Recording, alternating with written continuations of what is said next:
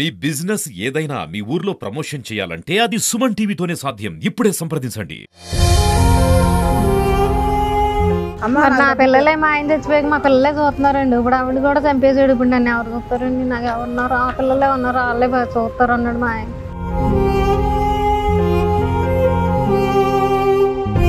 కాలు కింద అట్టుకుంటే చూసాడండి నా పిల్లలు. నా ముందు కార్లో తీసుకెళ్ళి కార్లోనే తీసుకొచ్చాడు. న్యాయమే చేయమని కోరుకుంటున్నానండి. ఆ గొలిగండి మట్టికి అసలు వదిలిపెట్టద్దు. నమస్తే. ప్రజెంట్ అనుష గారి తల్లి మన ముందున్నారు. అమ్మ నమస్తే. నమస్తే అమ్మ, మీకు కళ్ళు కూడా కనిపించలేని పరిస్థితి. అసలు ఏం జరిగిందమ్మా? అసలు అనుషకి ఈ యొక్క జ్ఞానేశ్వర్కి ఎప్పటి నుంచి పరిచయం? నేను అడ్డోళ్ళ పైన ఉంటానండి. వీళ్ళమ్మ వైజాగ్లో ఉంటారండి. మా చిన్న అమ్మాయి వాళ్ళ కింద ఉంటారండి. నాకేం తెలియదండి. నేను 3 సంవత్సరాలు కోమాలో ఉన్నానండి. ఇప్పుడు దాకా మంచం మీద ఉన్నానండి. ఇవాళ బయటకు వచ్చాను.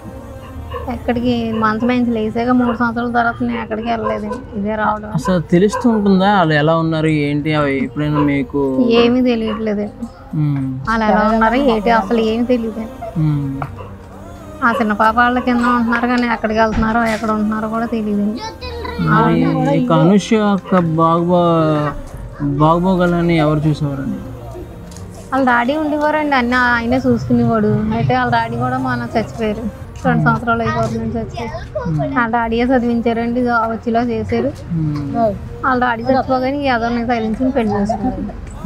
వాళ్ళ డాడీ ఉంటే పెళ్లి అవుతుందండి. 24 గంటల్లో ఒక బిడ్డకి జన్మనిచ్చి తను అమ్మతనాన్ని పొందే టైంలోని ఎంత కిరాతకానికి ఎగబడ్డాడంటే ఆ నీచుడు అసలు ఎలాంటి తత్వం ఉన్న మనిషి జ్ఞానేశ్వర్ అంటారు.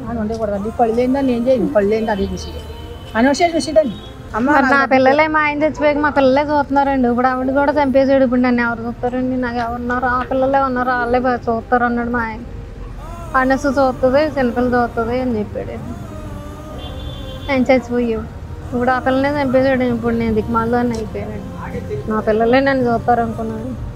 చిన్నప్పటి నుంచి కష్టపడి పెంచానండి. చిన్నప్పటి నుంచి కష్టపడే పెంచాను.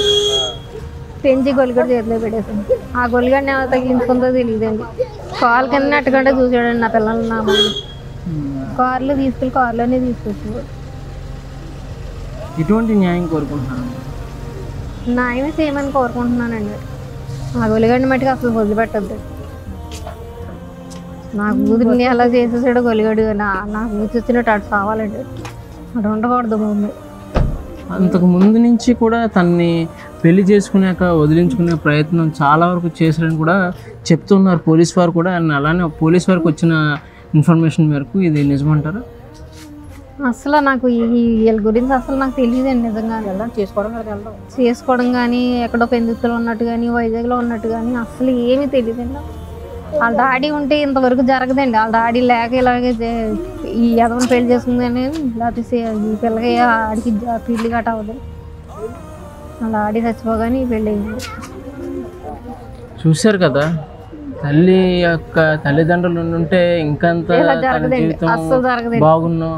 అటువంటి కిరాతకుని నమ్మి జీవితంలో చేయకుండా తప్పు చేసి ఈరోజు తనైతే కనుక మన మధ్య లేకుండా అయిపోయిన పరిస్థితి అనుషది చూస్తున్నాము.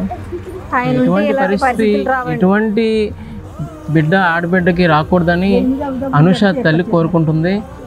ఇటువంటి పరిస్థితి ఏ ఆడబిడ్డకి రాకూడదని అనుష కుటుంబ సభ్యులు కూడా కోరుకున్న పరిస్థితి చూస్తున్నాము. కెమెరామన్ శ్రీనుతో అమర్నాథ్, విశాఖపట్నం, భీమిలి. నా పిల్లలే మా ఆయన చచ్చిపోయాక మా పిల్లలే చూస్తున్నారండి. ఇప్పుడు ఆవిడ కూడా చంపేసాడు. ఇప్పుడు నన్ను ఎవరు చూస్తారండి? నాకు ఎవరున్నారు? ఆ పిల్లలే ఉన్నారు, వాళ్ళే చూస్తారు అన్నాడు మా ఆయన.